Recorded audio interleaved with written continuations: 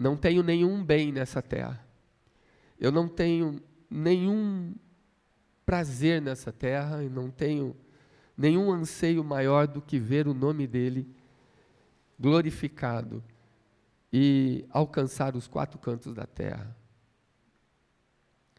Então eu vou falar um pouquinho dele, eu vou falar dele na minha visão, a visão do meu coração, aquilo que eu interiorizo e o que eu acredito que ele fez, e usando os 4 evangelhos, eu pretendo falar um pouco daquele que para mim é impossível não se apaixonar, é impossível não adoecer de amor por ele.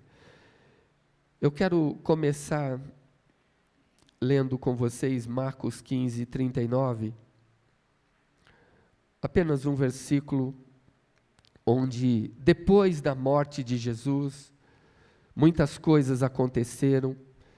Os evangelhos relatam que houveram terremotos, a terra foi sacudida, o sol escureceu, trevas entraram e permearam toda a terra. 3 horas da tarde virou 3 horas da manhã.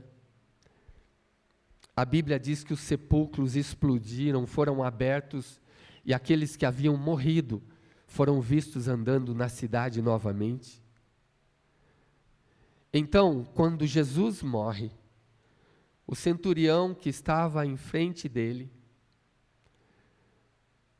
dá uma inspirada talvez de arrependimento. Se eu fosse aquele homem, eu não saberia o que fazer, porque eu ajudei a matar o Filho de Deus. Mas a convicção interior que entrou, que tomou, que permeou, que inundou aquele homem antes descrente, minutos atrás descrente, ateu, ou seguidor de Júpiter, Mercúrio, os deuses romanos, eu não sei. Eu sei que ele fez uma declaração, e esta eu vou ler. O centurião que estava em frente dele, vendo que assim expirara, disse: verdadeiramente, este homem não era comum, não era um cidadão normal, não era uma pessoa dessa terra. Este homem era o Filho de Deus. Do mesmo jeito como esse centurião pôde ver isso, eu quero levar vocês a um passeio pelas Escrituras. Em João capítulo de número 13, vamos passear horas antes desse episódio acontecer. Vamos ver aqui o que aconteceu um dia antes. E onde estava Jesus? O verso 1, a palavra do Senhor está dizendo que ele vai para a sua última ceia. O Senhor reúne os seus, gente do coração dele, e ele quer passar esses últimos momentos com eles. Então, naquele momento, o verso 1 diz assim: e sabendo Jesus que era chegada a sua hora de passar deste mundo para o Pai, tendo ele amado os seus, todos os que aqui no mundo andaram com ele, a Bíblia termina dizendo assim no verso 1, amou-os até o fim. Povo bendito, querido, eu vou falar desse que me comove, desse que me conquista, desse que todos os dias eu olho para o céu e eu agradeço porque eu consigo ver, porque eu consigo ter uma cama para dormir, porque eu consigo ter uma família com quem se alegrar. Eu olho para ele e eu agradeço por eu ter um monte de crianças bagunçando na minha casa.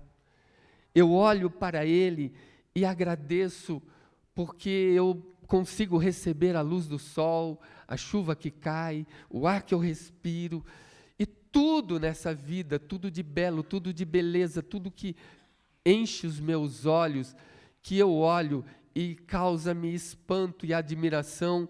Eu levanto os olhos um pouquinho mais acima e falo com ele: obrigado por me permitir ver isso, experimentar isso, passar por isso, viver isso. Deus, o Senhor é muito bom na minha vida. E Ele vai me conquistando dia a dia com as coisas que eu aprendo. Muitas vezes nas Escrituras algo é revelado e eu fico extasiado e eu agradeço a Ele por me achar digno de entender aquilo que só está nele e no Espírito dele. Nessa última ceia, Jesus reúne os seus e só Ele sabe que chegou a hora. A hora das trevas é chegada, o inimigo vem aí. Vai ser um momento de maior dor, de maior angústia, de maior tristeza da sua alma. A dor será tanta que ele não sabe se vai suportar. Então ele precisa estar com quem ele ama.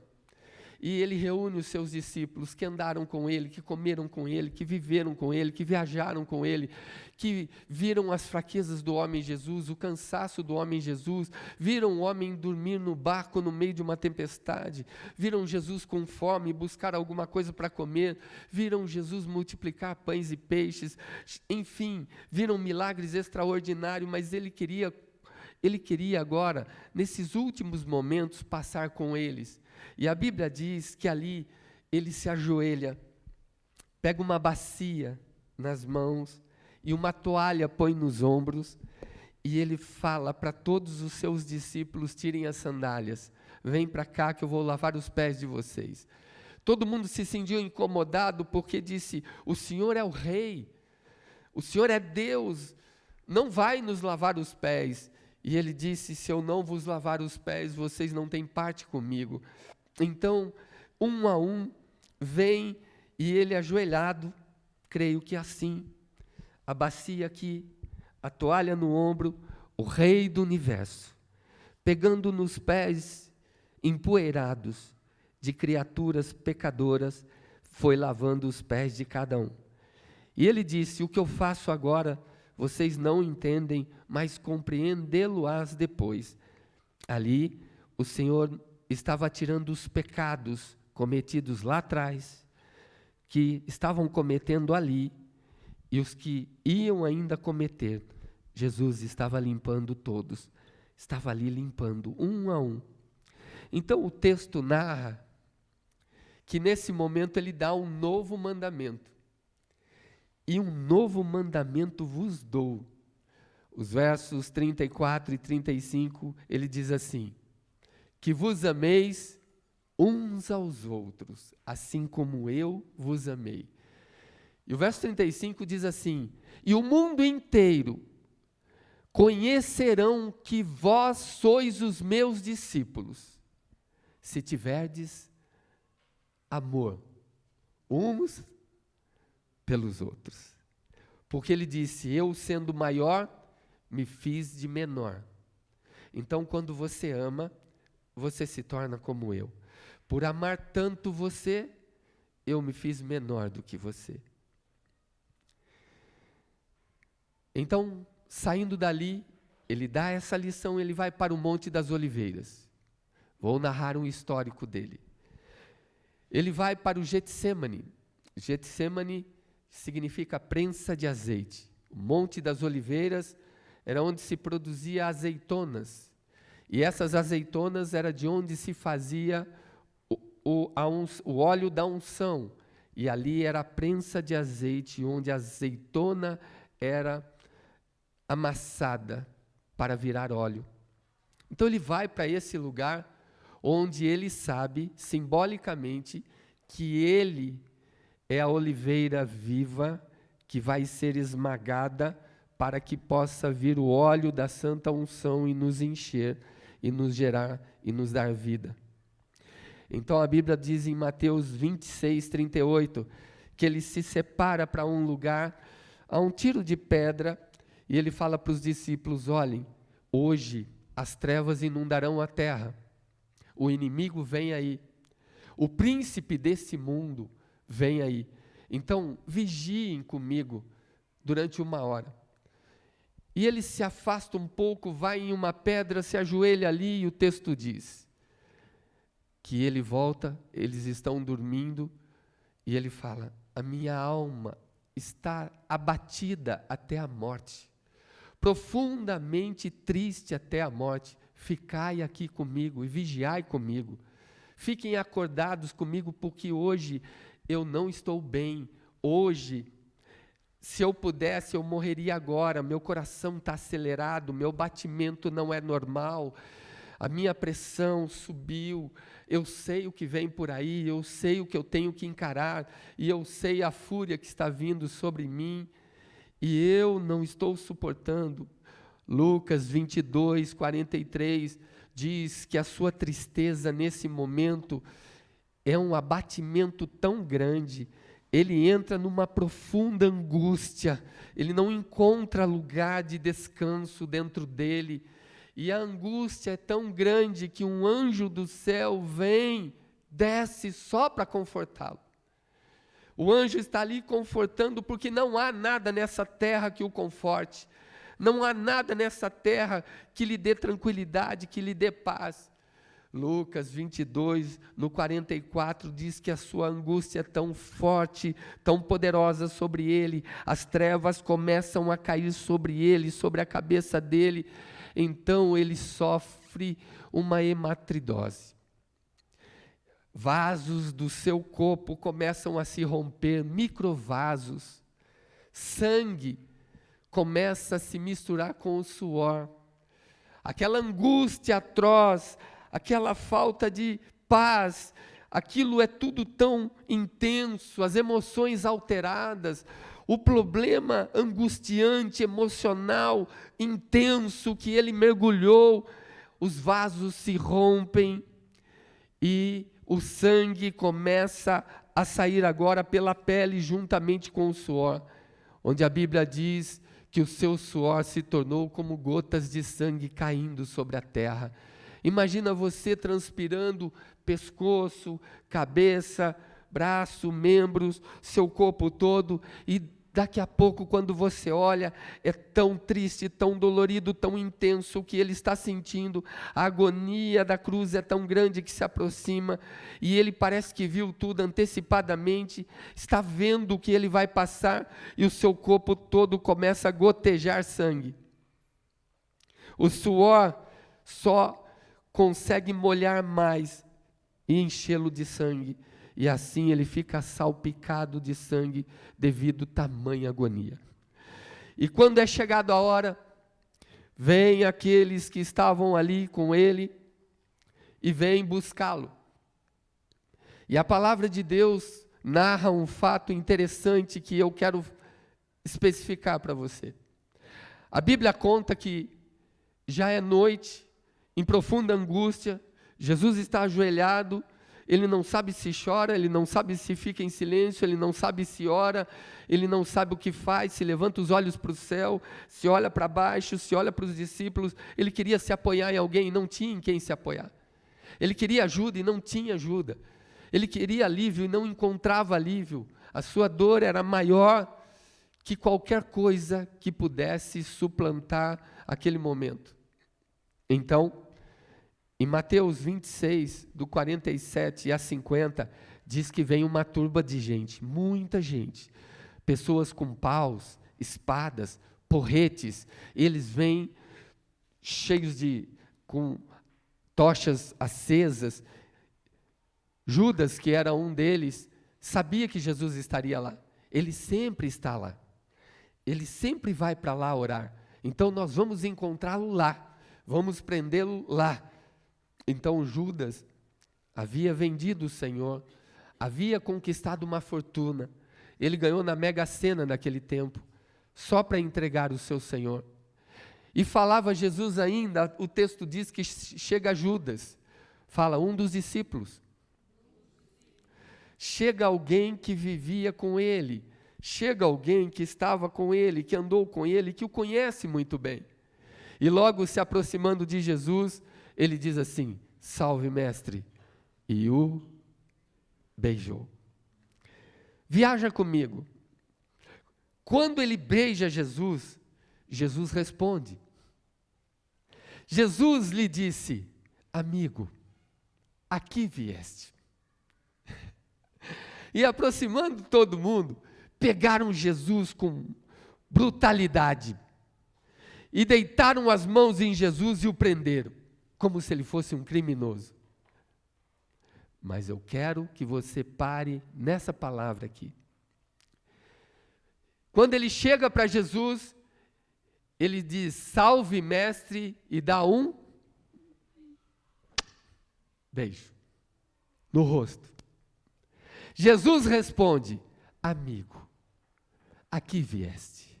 Olha o que eu vou dizer a você. Jesus havia acabado de falar, inclusive para Judas, na última ceia. Porque a Bíblia diz que na última ceia, quando Judas recebe o bocado de pão, Satanás entra nele e ele sai correndo para os sacerdotes. Ele sai correndo para pegar dinheiro. Ele sai correndo para pegar fortuna. Ele sai correndo para usar Jesus. Ele sai correndo para fazer o seu nome. Ele sai correndo para mudar a sua história aqui na terra. E ele sai sem falar nada para ninguém. Apenas Jesus sabia para onde ele ia e ele disse: o que tiver que fazer, faze-o depressa. Horas antes, e ali, aquele que considera Judas um amigo está chorando, gemendo, seu corpo sentindo tudo aquilo. O inferno estava rindo, zombando dele. Enfim, aquele que era santo virou profano aos olhos dos homens. Enfim, aquele que era o puro virou pecador. Enfim, nós estamos conseguindo derrotá-lo. E Jesus chama ele de amigo. Porque eu parei um pouco aqui antes da trajetória. Jesus disse assim: há tanto tempo eu ando com você, há tanto tempo você anda comigo. Judas, você é meu amigo. Apesar de saber o que você está fazendo, você ainda é meu. Eu não sei, não dá para não apaixonar por esse homem. Não dá para não gostar dele. Ele diz assim: nós comemos juntos, nós viajamos juntos, nós andamos juntos, nós oramos juntos, nós cantamos juntos. Foram 3 anos e pouco de caminhada, e agora, mesmo você estando do outro lado, fazendo o que você acabou de fazer, me colocando em maus lençóis atrás das grades, me julgando injustamente, me levando, me usando para fazer dinheiro em cima de mim, eu ainda te chamo de... Essa é a visão de Jesus para Judas. Agora veja a visão de Judas para Jesus. Mestre, mestre, salve, mestre. Uma honra falsa, uma pregação mentirosa, um amor falso, um amor fingido. A visão de Judas para Jesus era uma visão de um poço de vantagens. Jesus me dá vantagens. Jesus eu tenho por ele profundo interesse. Eu vou para ele porque eu quero ser curado. Eu vou para ele porque eu quero que ele abençoe minha vida financeira. Eu tenho interesse, por interesse. Eu sou oportunista, eu não perco nunca. Eu não saio perdendo em lugar nenhum. Sou eu que cuidei do dinheiro. Eu que cuido das finanças, eu sei fazer contas, então minha vida é negócios. Com Jesus eu faço negócios. Eu amo porque é bom fazer negócio com Ele. O beijo da identificação de Judas não é o significado de amor e submissão, mas de negócios. Então tem gente que olha para Jesus com negócios, abrem igrejas para pregar sobre dinheiro em nome da fé. Então aqueles que acreditam e que creem em Deus pela boa fé, eles vão ali e ofertam. Então tudo isso é usando Jesus, as pessoas usam Jesus. A visão de Jesus com Judas, mesmo sabendo que é um traidor, ele diz quem ele é porque está dentro de Jesus: amigo. Só alguém que ama é capaz de entender alguém que cai. Por isso que ele disse: eu dou a vocês um novo mandamento. Não deixem de amar Judas, porque lá na frente Judas vai me trair. Vocês não entendem agora, entendê-lo-ás depois. Eu estou lavando os pés de vocês, porque eu estou perdoando os pecados que vocês cometeram antes de me encontrar, os pecados que estão cometendo, discutindo agora quem é o maior no reino de Deus, e os pecados que vocês vão cometer depois que saírem daqui. E ele estava querendo dizer, inclusive os de Judas. Por isso que quando Judas encontra com ele, beija ele mesmo entregando, mesmo tendo total interesse e nenhum amor por ele, mesmo querendo que Jesus se tornasse um revolucionário político, que destruísse Roma, porque essa era a verdadeira vontade de Judas. Ele queria que Jesus sofresse ali um problema sério de uma virada no seu coração, uma mudança na sua pregação, e se enchesse de tudo aquilo, e ele acabasse com os romanos. Por isso ele entrega o seu maior momento, o seu maior amor, aquele que é o mais puro, que já atravessou o seu caminho. Por isso que ele manipula Jesus, por isso que ele usa Jesus, mas ainda assim Jesus, o que tem dentro dele é puro, é verdadeiro, e ele diz para Judas, ao invés de dizer, você é um caba safado, você é um traidor, ele diz, amigo, a que viestes? Você vê a diferença entre nós? Aqueles que conseguiram entender o novo mandamento que ele deu, conseguem perdoar aqueles que não foram fiéis conosco. Algumas pessoas veem outras com estes olhares, algumas veem com o olhar de Jesus por Judas, é uma visão do amor, que mesmo injustiçado, ainda é o que foi antes de se tornar o que agora é. Ou seja, para ele, ainda é o que foi amigo, antes de se tornar o que agora é um traidor. Tem gente que consegue ter a visão de Jesus. São chamados bobos desse mundo, fizeram tanta coisa contra você e você ainda perdoa. Mas a grande maioria tem a visão de Judas por Jesus, que é a visão do oportunismo, do egoísmo. O céu é só nosso, eles não merecem. Ele pecou muito, ele não pode ser perdoado, estar aqui e voltar para o ministério. Não pode, não pode. Essa é a visão de Judas por Jesus. É a visão que é a oportunidade de mudar de vida. Com isso, a sua saudação é falsa. A sua oração é falsa. Seu louvor é falso. Seu beijo é falso. A sua busca é falsa. A sua pregação é falsa. O verdadeiro interesse é levar vantagem, é parecer dono do reino do céu, é estabelecer metas, princípios e caminhos que não estão e não condizem com a Bíblia para dizer quem vai e quem não vai para o céu.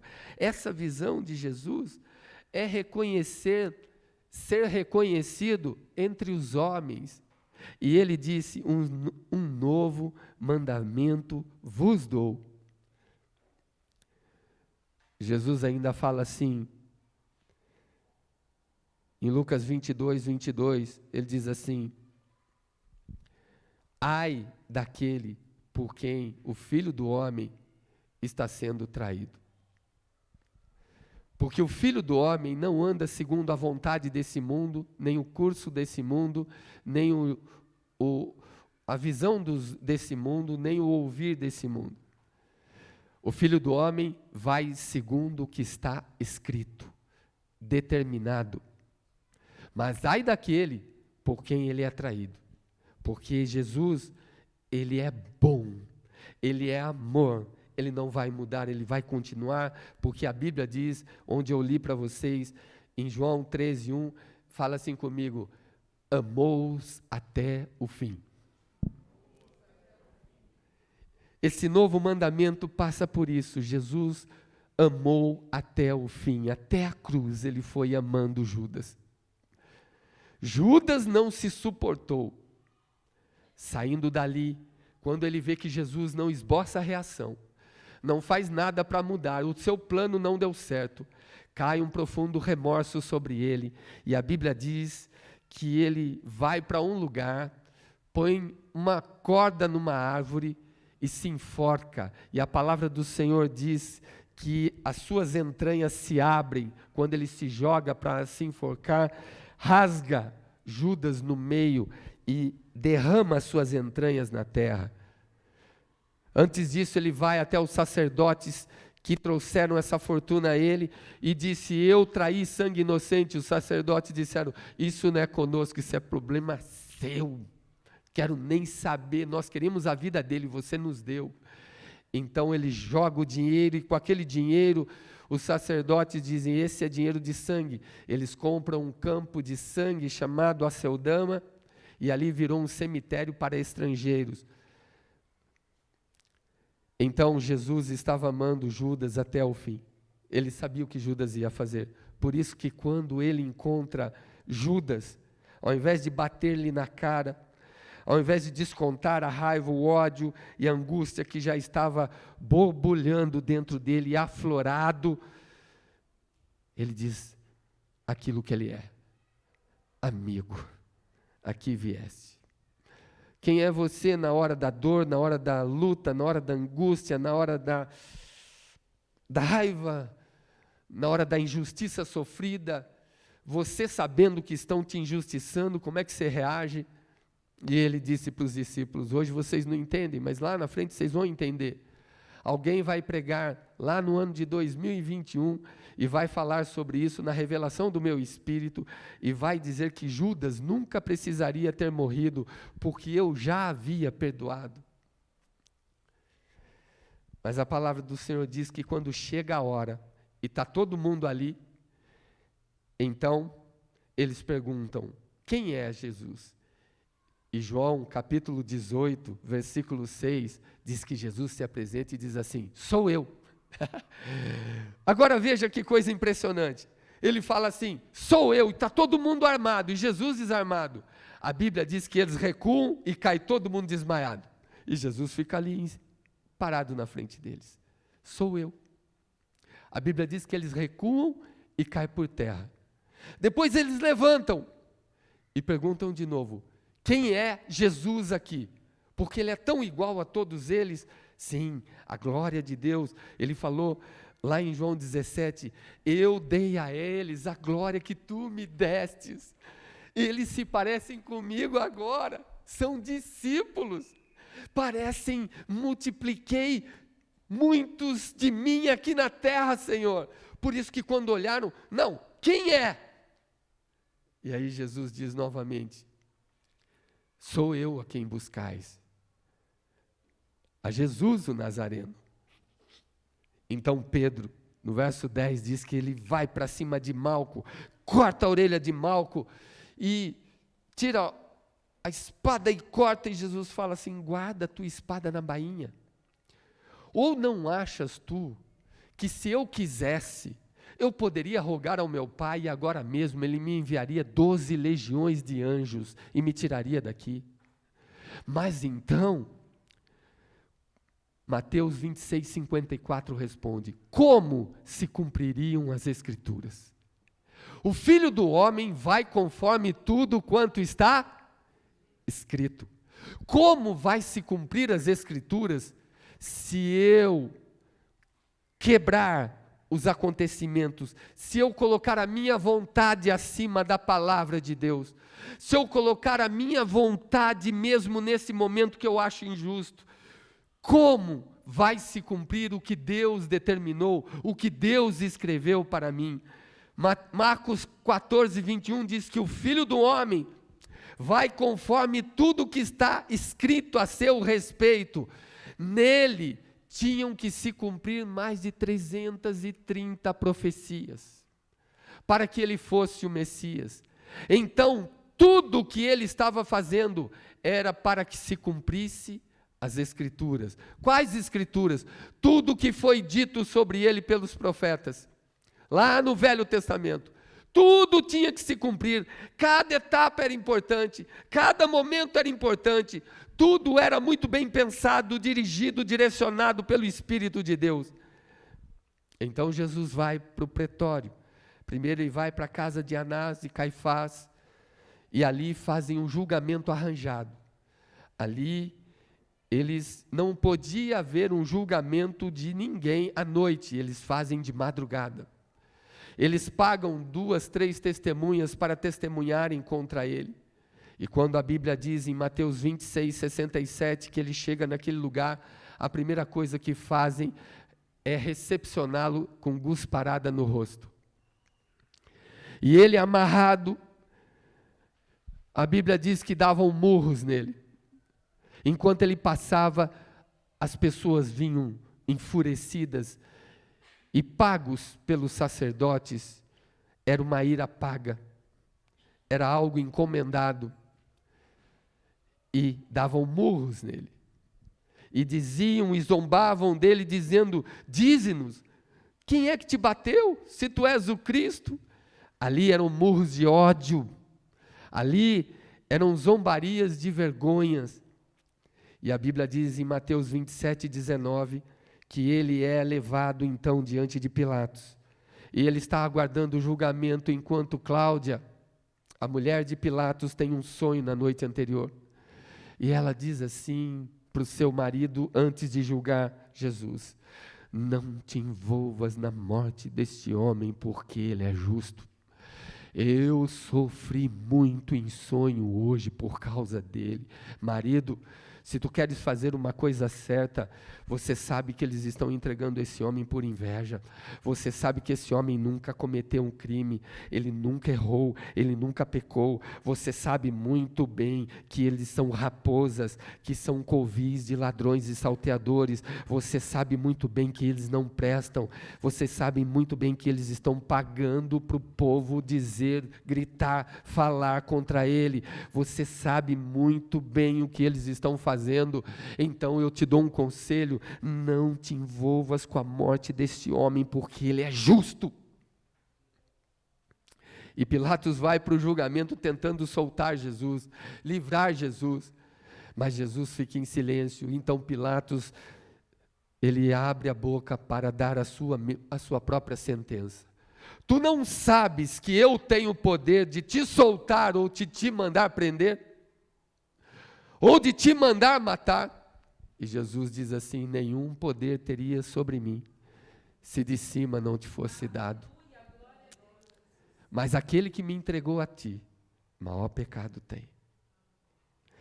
E a palavra do Senhor continua dizendo em Mateus 27, em João 19, 1, que Pilatos então manda açoitá-lo. Ali, Pilatos não quis se levantar contra a cúria judaica, contra as autoridades religiosas judaicas, contra os sacerdotes. Então, ele manda açoitar Jesus. Vou falar um pouco para você o que aconteceu aqui. O chicote ou o azorrague, ele era um cabo com um feixe de tiras longas, que poderia ter de 7 a 12 tiras. E na extensão do chicote, tinha aproximadamente 7 a 12 também pedaços de ossos ou pontas de lanças. Significava que um açoite desse poderia valer por 7 ou por 12. E se você multiplicar 12 por 12, você estaria fazendo uma conta aí que significaria mais de 400 açoites no corpo de um homem. Então, a Bíblia diz que Pilatos simplesmente manda açoitá-lo. E na sua extensão, os ossos e as pontas de lanças, que parecem mais anzóis, se você olhar bem lá onde bate, rasga, arranca, esmiuça, a pele, o corpo do Senhor, aquele que era condenado a ser chicoteado, ele ficava nessa posição. E ele tinha que se curvar na 10ª chicotada. E a palavra do Senhor diz, Isaías 53, 3, como ele ficou. A Bíblia diz que ele foi rejeitado, homem de dores, que sabe o que é sofrer. Ele ficou parecendo um do qual os homens escondem o rosto, porque os chicotes não são os chicotes que nós vemos lisos, São chicotes que, quando pegava, era como se 12 chicotadas no mesmo lugar, ou espaçadas, tivesse arrancando o pedaço dele. Ou 7, ou 9, porque tinha 3 medidas de açoites, 7 tiras, 9 tiras, que era chamado gato de 9 caudas, ou 12 tiras. Eu não sei qual delas foi no Nosso Senhor, mas eu sei que quando eles chicoteavam o Senhor, ele ficou uma pessoa do qual os homens não queriam olhar. Diziam, pelo amor de Deus, mata ele logo e para com isso. Partes da sua carne era arrancado. Por isso que Isaías 53, 5 diz que ele foi transpassado pelo nosso pecado e moído pelas nossas iniquidades. Pecado é quando eu peco e eu peço perdão. Iniquidade é quando eu peco e continuo pecando o mesmo pecado. A Bíblia diz que por causa do mesmo pecado que eu cometo, ele foi moído, a carne dele foi arrancada e foi moída pelas minhas iniquidades. E a Bíblia diz em Isaías 53, 7, que ele vai sendo levado como um cordeiro mudo. Ele não abre a sua boca. Todo mundo que passava por isso, no 10º açoite, o homem já caía prostrado. Jesus era tão forte que ele levou 39 chicotadas. E a Bíblia diz que ele não abriu a sua boca. A Bíblia diz que como ovelha muda ele foi perante os seus tosqueadores. Ele não deu um gemido, um grito de dor, enquanto partes da sua carne eram arrancadas. Eu fiz umas contas bobas aqui, 39 chicotadas vezes 12, que tinha 12 tiras, e nas 12 tiras, 7 pontas de ossos e de lanças. Jesus levou 468 chicotadas, se fosse um chicote só, de uma tira só. E dos 468, ele teria o seu corpo marcado 3.276 vezes. Assim foi o meu Senhor. Você consegue entender como eu sou enfermo de amor por Ele? Pelos meus pecados Ele fez isso. Pela minha vida Ele fez isso.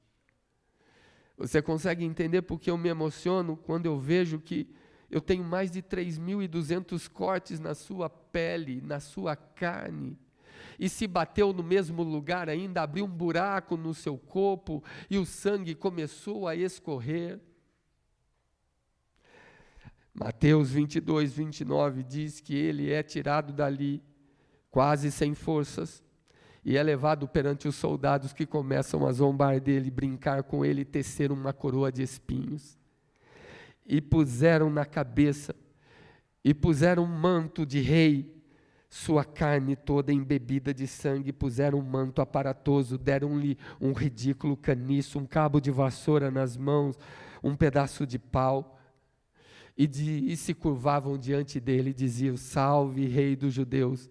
E a Bíblia diz em Mateus 27, 29, que pegam uma coroa de espinhos, onde os espinhos e cardos da Palestina tinham 7 centímetros, mais ou menos o tamanho do seu dedo mínimo, e a Bíblia diz que eles bateram com um caniço na cabeça dele, para que a coroa cravasse no seu crânio.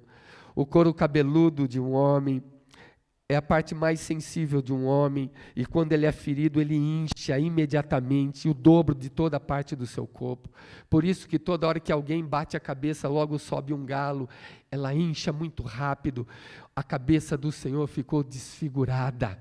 Quando entrou esses cravos na sua fronte meiga e macia, quando entrou naquele rosto de pureza, naquela mente que era o próprio amor encarnado, a sua cabeça começou a inchar em todos os lugares, em todas as direções.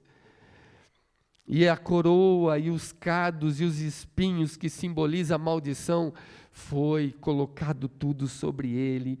E a Bíblia diz, em João 19, 16, Então Pilatos, depois de ver que ele ficou desfigurado, que ele não era mais gente, que ele parecia um monstro, irrecuperável como pessoa, que não havia mais como recuperar esse ser humano, ele diz: não há outra coisa a fazer senão mandá-lo para a cruz. Então a Bíblia diz: e entregou para ser crucificado. Vamos para a cruz. A história diz que uma cruz romana, ela era preparada pelo menos 7 dias antes do crucificado ir para ela. E ela pesava aproximadamente 200 quilos. Jesus já havia perdido muito sangue, passou uma noite inteira apanhando, passou um dia inteiro sem comer, sem beber, sendo julgado, levado para lá, levado para cá, ele já estava enfraquecido. Fora isso, litros de sangue já estavam saindo do seu corpo, porque não parava de sangrar. Todo o tempo meu Senhor estava sangrando. E a palavra do Senhor diz que ele foi ferido dos homens, e o castigo que me traz a paz estava sobre ele. Pelas suas pisaduras é que eu pude ser sarado. Eu só posso estar aqui falando porque ele morreu por mim. Eu só posso estar aqui falando do amor dele ou do que ele fez, porque o Espírito dele está aqui para nos revelar como foi. Eu só posso amá-lo porque ele me amou primeiro. Ele já estava fraco, com fome, com sede, e ele havia perdido mais ou menos ali, acredito eu, uns 3 litros de sangue. Um homem adulto tem no seu corpo até 6 litros de sangue. Jesus estava completamente cheio de hematomas e totalmente dilacerado. Profundos cortes, buracos foram feitos na sua pele. A Bíblia diz que ele ficou irreconhecível, homem de dores, era um como aqueles dos quais os homens, quando olham, escondem o rosto. Provavelmente Jesus carregou o patíbulo da cruz, que é a parte maior e mais pesada, e ele vai para o Gólgota, e ele vai para o lugar da caveira. A cruz era o maior instrumento de tortura daquela época. Só ladrões muito perigosos, salteadores que não tinham mais reconciliação, é que iam para a cruz. E a palavra do Senhor diz que a cruz era para ser preparada pelo menos uma semana antes. Tati, vem aqui nesse teclado.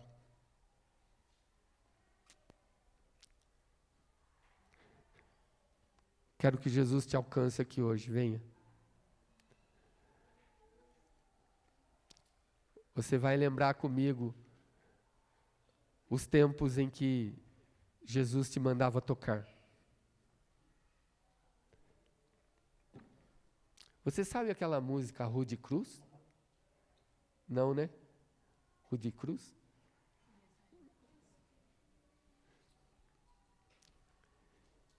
Vamos aqui, enquanto Deus restaura a Tati, vamos na cruz. Eu quero que você acompanhe a cruz comigo. A palavra de Deus diz que a cruz, provavelmente ela tinha sido preparada para Barrabás. Sempre, antes da Páscoa, alguém era morto. E Barrabás foi um daqueles que Pilatos disse: eis aqui o vosso rei. E eis aqui Pilatos. Eis aqui Barrabás. E Pilatos disse: qual dos dois quereis que eu vos solte? Se você não souber, é aquela: rude cruz se erigiu, dela um dia. Deve ser.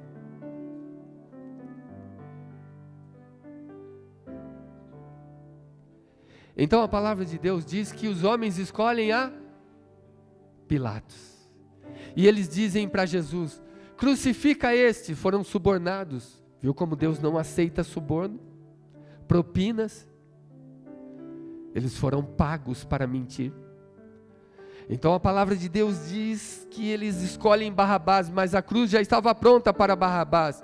Isso significa que a cruz ela tinha os seus furos, onde os cravos tinham que ser colocados ali para entrar fácil na madeira verde.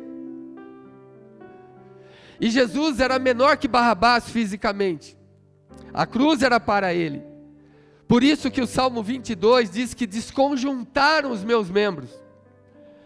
Porque quando colocam Jesus ali, ele está levando o patíbulo, e ali no Gólgota, a haste se encontra com o patíbulo e forma a cruz. Então colocam Jesus ali nela. Só que a cruz não era dele. A cruz era de Barrabás. Ou melhor, a cruz era minha. A cruz era sua. O pecado era meu. O pecado era seu.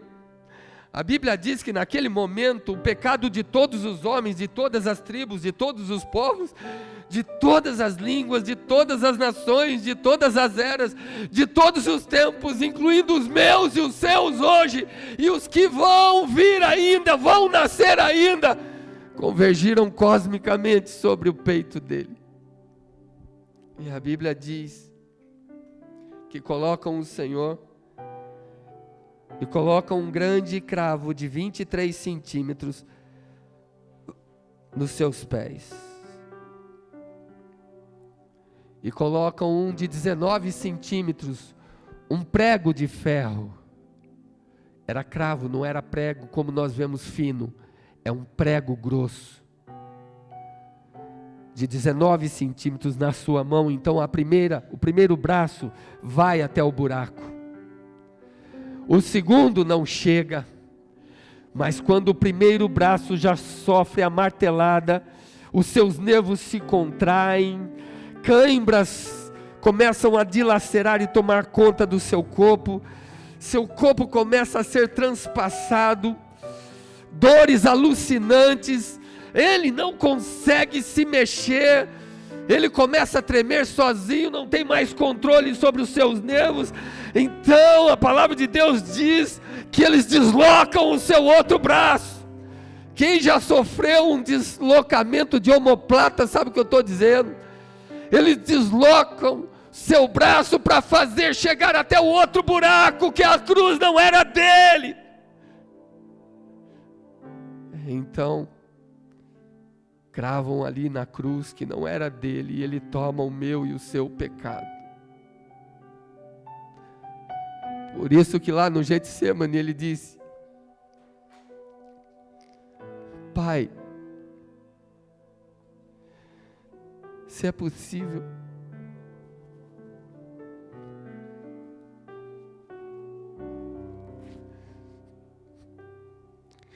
passa de mim esse cálice.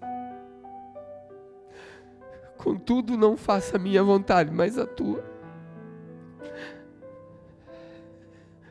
Se o Rinaldo faz parte do teu plano, e o Senhor não quer perder ele, então faça-se a tua vontade.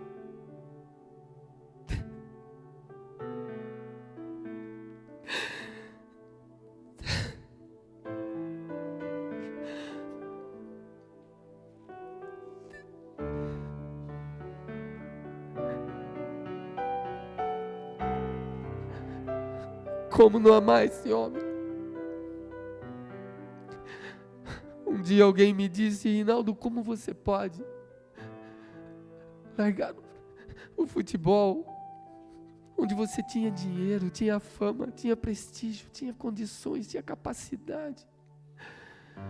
Como você pode ir para dentro de uma igreja para falar para meia dúzia de pessoas e passar dificuldades, sabendo que você tem um tremendo de um potencial? Você é louco. Eu falei: eu sou louco por ele, louco por amor a ele, sou louco para esse mundo. Mas a cruz era minha, não era medida dele, era medida minha. E a Bíblia diz que ele toma o meu lugar. Então, quando a cruz é erguida, tem um buraco de aproximadamente 60 centímetros a 90 centímetros. E a cruz, ela é colocada com fúria naquele buraco. E ali suas mãos e pés são rasgados. A palavra de Deus diz que quem era crucificado geralmente morria asfixiado.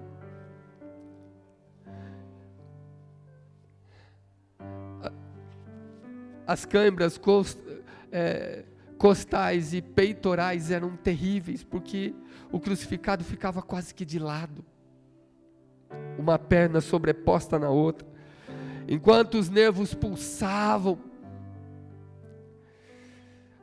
A Bíblia diz que ele não se deixou morrer.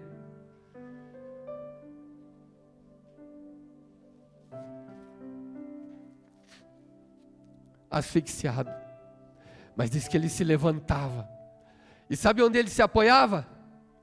No prego. Ele subia agarrado no próprio prego que o prendia, só para não morrer. Para você ter uma ideia, Marcos diz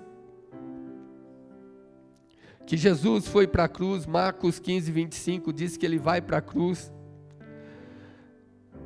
na terceira hora do dia, 9 horas da manhã, a terceira hora que o crucificaram,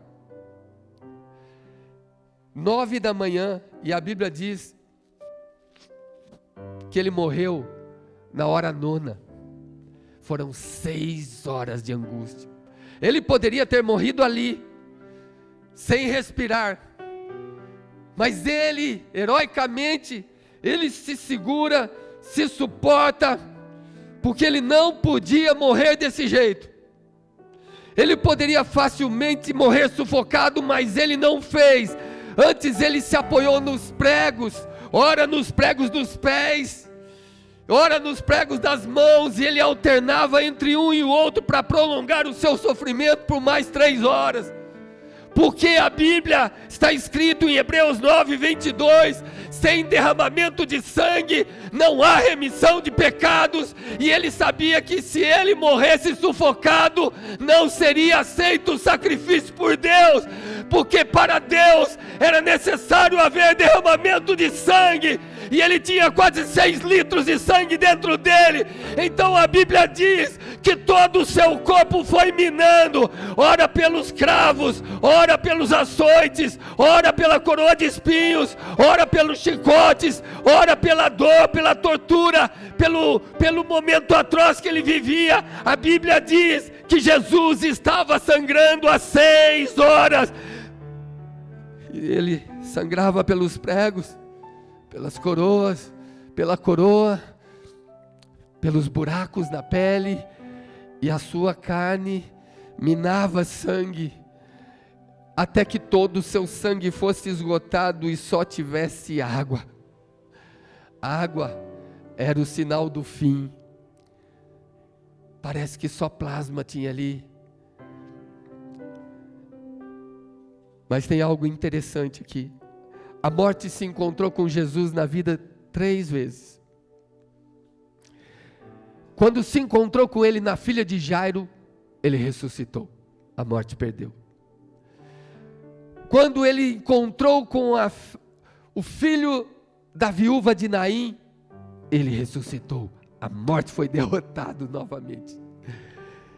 E com o seu amigo Lázaro, quando a morte encontra Lázaro, encontra com Jesus, a Bíblia diz que Jesus chama Lázaro para fora do meio dos mortos, e a morte foi envergonhada. Mas não era o fim, ele não estava morrendo, não, ele venceu a morte todas as vezes que a confrontou. E a palavra do Senhor diz que o inferno ficou desesperado. Estava ansiando, assistindo a sua derrota, porque o mundo espiritual sabe o que está acontecendo. Ele está cumprindo todas as profecias, ele é o Messias, ele é o Filho de Deus. E quando disserem para você, mataram Jesus, e aqueles homens, nós pregadores gostamos de falar, e aquela elite, aquela turba judaica religiosa matou Jesus, e os romanos mataram Jesus. Não, ninguém matou Jesus, porque ninguém pode matar Jesus. Ele ainda tinha que cumprir uma última profecia estando na cruz. O Salmo 69, 21 diz assim: na minha sede deram de beber vinagre. Ele ainda tinha que cumprir isso antes de morrer. E a palavra de Deus diz o seguinte, João 19, 28 a 30, eu quero que você vá comigo para a última profecia que tinha que ser cumprida. O que eu vou passar para vocês agora é muito forte.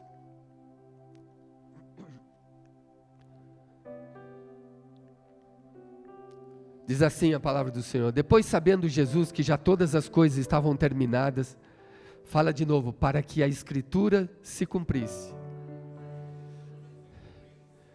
Ele disse: todos juntos, tenho sede. Estava, pois, ali um vaso cheio de vinagre, e encheram de vinagre uma esponja, e pondo-a num isopo ou num caniço, lhe chegaram à boca, mais ou menos assim. Olhem para cá. Eu quero que essas imagens vão também para as pessoas de casa, tá? Não, na cruz, quando ele está na cruz. Essa foi a cena. Vocês conseguem ver? Amém, gente? Tinha um caniço, e na ponta do caniço, uma esponja, que colocaram nos lábios de Jesus, porque ele disse: tenho sede. Mas olha o que diz a palavra do Senhor. Segue a leitura, onde diz assim, o 30, 28, 30, 19 e 30. E quando Jesus tomou o vinagre, disse: está consumado. E inclinando a cabeça, entregou seu espírito. A morte tentou levá-lo, e ele suportou 6 horas. Agora prestem atenção no que eu vou contar a vocês aqui. Vou abrir um adendo. Vocês vão ver como é um banheiro romano. Por favor, olhem para cá. Aqui é um banheiro romano, isso mesmo. É o banheiro da sua casa naquele tempo. Esse banheiro romano, bota para o pessoal de casa. Se liga, mano. Tenha revelação.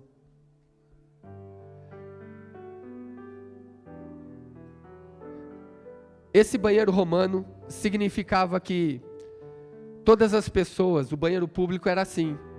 Alguém tinha uma disenteria, uma diarreia, ou estava andando na cidade, ia para o banheiro público. Uma vez por dia todo mundo ia para lá, para fazer o número 1 e o número 2.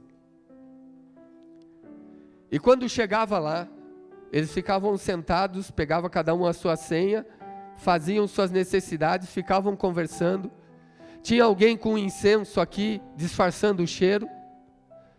E tinha uma orquestra do lado de fora, tocava para isolar o barulho do número 2. Vocês já viram o barulho de número 2?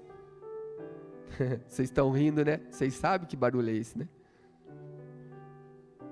O que acontece é que cada um tinha um caniço com uma esponja.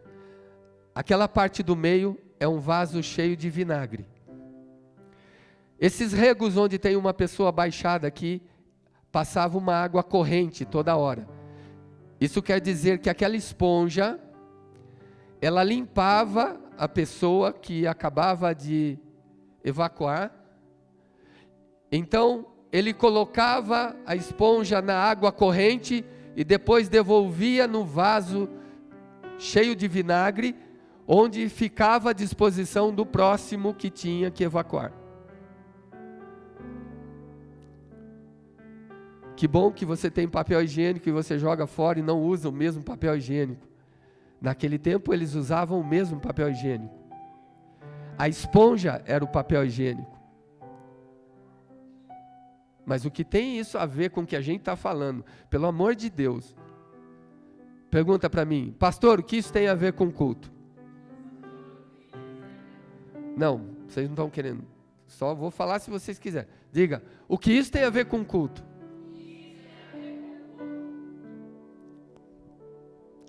Então, esse era o costume romano. Significa que onde as pessoas iam, eles levavam um balde com vinagre, uma esponja, mostra ali a esponja como era, com a haste. Uma esponja e uma haste com o vaso. Era o seu banheiro público. Quando alguém, em qualquer lugar, em qualquer hora, do dia, à tarde, do trabalho, saía, encontrava uma moita, um barranco, uma vala, ele ia lá, levava o balde e a esponja. Então, ele se limpava e depois devolvia a esponja no balde, com vinagre, porque era uma forma de desinfectar, que eles entendiam naquele tempo, de limpar novamente a esponja que outra nádega iria usar. Gostaram, né? Boa. Mas o que isso tem a ver? O que isso tem a ver? Volta de novo o texto.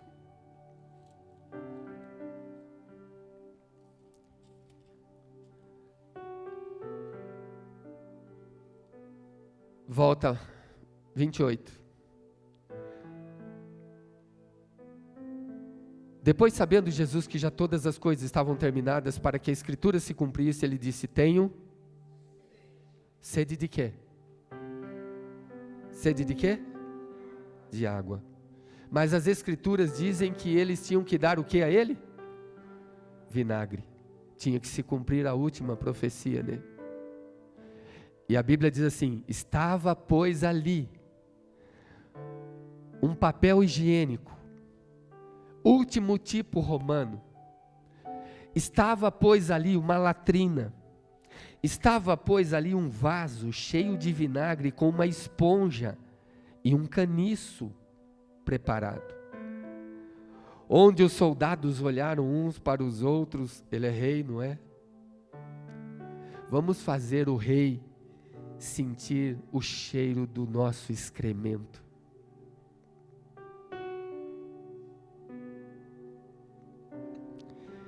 Então diz que eles pegam uma haste, embebem a esponja com vinagre e põem na boca do Senhor, e o Senhor experimenta do que tem dentro de você, da sua maior sujeira.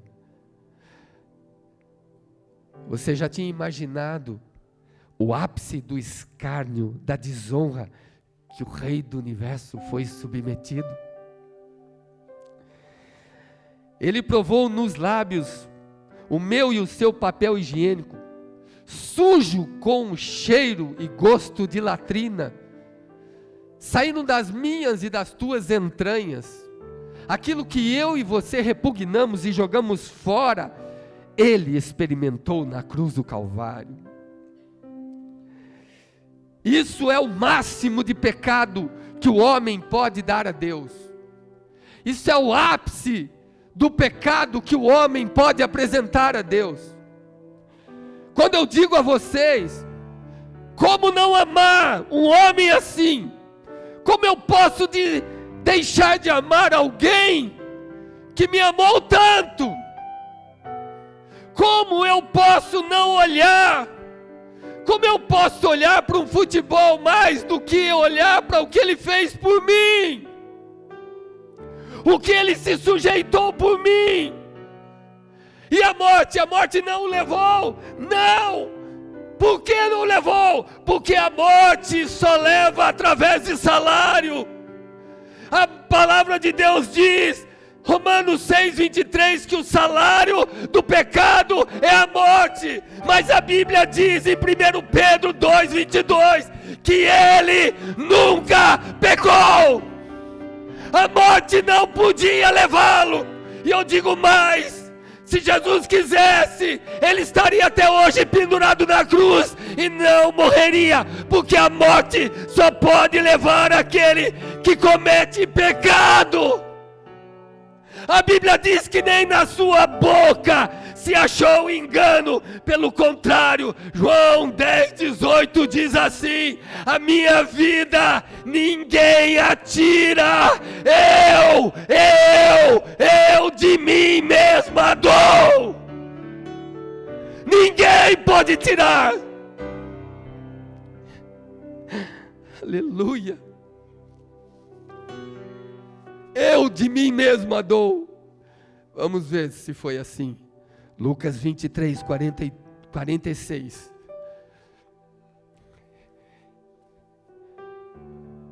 Quando ele prova a esponja com vinagre. Volta no verso 30, por favor. Só para a gente... Não, estamos em Lucas, não estava em Lucas. Estava em Marcos, né? João 19:30. João 19:30, por favor. E quando Jesus tomou o vinagre, disse: está consumado. E inclinando a cabeça, entregou o seu...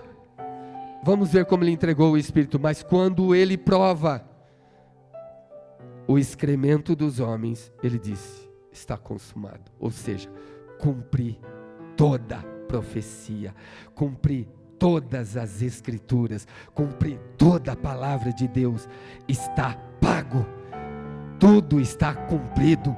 Então agora, Pai, nas tuas mãos, entrego o quê? Agora você vem comigo para Lucas 23, 46, olha como foi o final. Lucas 23, 46. Fique de pé. E clamando Jesus com grande voz, disse: a morte me levou? Sim ou não? A morte me levou? Sim ou não? A morte é mais poderosa do que eu? Sim ou não? O inferno me levou? Sim ou não? Alguém me destruiu? Sim ou não? Ele disse assim: Pai... Lá em João ele disse: está consumado, tudo se cumpriu. E agora ele diz assim: Pai, nas tuas mãos eu entrego o meu espírito. E ali foi decretado: a morte foi vencida. Foi aí que o apóstolo Paulo, em 1 de Coríntios 15, 55 diz: tragada foi a morte na vitória. Onde está, ó morte, o teu aguilhão? Onde está, ó morte, o teu poder de ferir? Onde está, ó morte, a tua vitória? Porque tragada foi a morte na minha vitória. A morte nunca pôde levá-lo. Eu falei para vocês, porque a minha alma está enferma de amor. Cantares 5:8 diz isso: se vocês encontrarem o meu amado, diga-lhes que a minha alma está enferma de amor. Eu não sei como você veio aqui, nem que tipo de pastor você esperava ouvir. Há tantos melhores por aí. Eu só sei que eu tenho a minha alma enferma de amor por Ele. Eu adoeço de amor por Ele. Eu entro no meu quarto, eu choro no seu colo, eu me arrependo no seu colo, eu chamo por Ele todos os momentos do meu dia. Foi Asaf quem disse: a quem tenho eu no céu senão a ti? e na terra não há outro que eu deseje além de ti.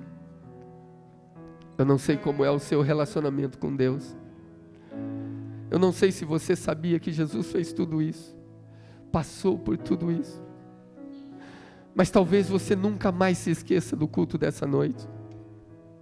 Um novo mandamento vos dou, que vos ameis uns aos outros. Quanto mais velho eu fico, mais perto da minha mansão, da minha casa, do meu lar celestial eu estou. Quanto mais passam os anos vêm sobre mim, mais perto de casa eu estou. Eu anseio por Ele. Então, quanto mais passam os anos, não tem uma música que fala que a morte foi vencida, alguma coisa assim? Nós vamos cantar junto, nós vamos nos alegrar, porque Ele venceu. É só eu que choro com Ele. Mas, nessa intimidade, nesse momento, quanto mais velho eu fico, mais anos de vida tenho, menos eu brigo por coisas que não valem a pena, coisas que são passageiras.